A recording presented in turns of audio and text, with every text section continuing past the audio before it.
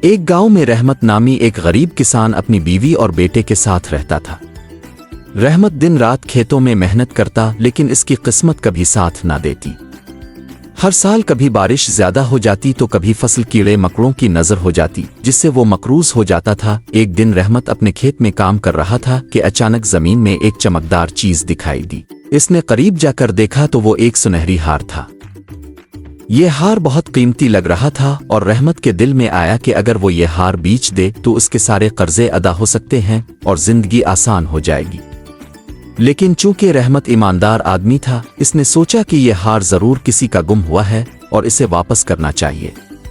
وہ ہار لے کر سیدھا گاؤں کے سردار کے پاس گیا اور کہا، سردار صاحب، یہ ہار مجھے کھیت میں ملا ہے، شاید یہ کسی کا ہے، اب اس کا مالک تلاش کریں۔ سردار نے رحمت کی ایمانداری کی تعریف کی اور گاؤں میں اعلان کروایا کہ جس کا ہار گم ہوا ہے وہ آ کر لے جائے۔ زمیندار کی بیٹی نے ہار واپس ملنے پر بہت خوشی کا اظہار کیا اور سردار سے پوچھا کہ یہ ہار کس نے واپس کیا ہے۔ جب زمیندار نے رحمت کے بارے میں سنا تو اس نے رحمت کو انعام دینے کا فیصلہ کیا، لیکن رحمت نے انعام لینے سے انکار کرتے ہوئے کہا، یہ میرا فرض تھا، مجھے کسی انعام کی ضرورت نہیں ہے۔ زمیندار رحمت کی ایمانداری سے بہت متاثر ہوا اور اپنی خوشی سے اسے ایک نیا کھیت اور کچھ رقم تحفے میں دی تاکہ وہ اپنی زندگی بہتر بنا سکے۔ اس کے بعد رحمت نے اپنی محنت سے کام شروع کیا اور نئی زمین پر بہتر فصل اگانے لگا۔ کچھ ہی وقت میں رحمت کی محنت رنگ لائی اور اس کی فصل اتنی اچھی ہوئی کہ اس نے نہ صرف اپنے گھر والوں کی ضروریات پوری کی بلکہ بچا ہوا اناج بیچ کر اچھا منافع کمایا۔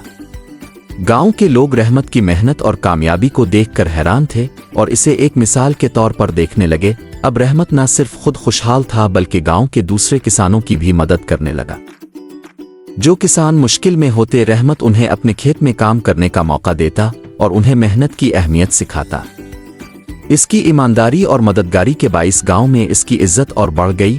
کچھ عرصے بعد گاؤں کے سردار نے ایک بڑی تقریب رکھی جس میں گاؤں کے تمام لوگوں کو بلایا۔ اس موقع پر سردار نے سب کے سامنے رحمت کی تعریف کرتے ہوئے کہا، رحمت کی ایمانداری اور محنت نے نہ صرف اسے خوشحال بنایا ہے بلکہ اس نے ہمیں سکھایا ہے کہ سچائی اور محنت سے ہر مشکل کا حل نکالا جا سکتا ہے۔ رحمت نے جواب دیا، میں نے بس اپنا فرض ادا کیا۔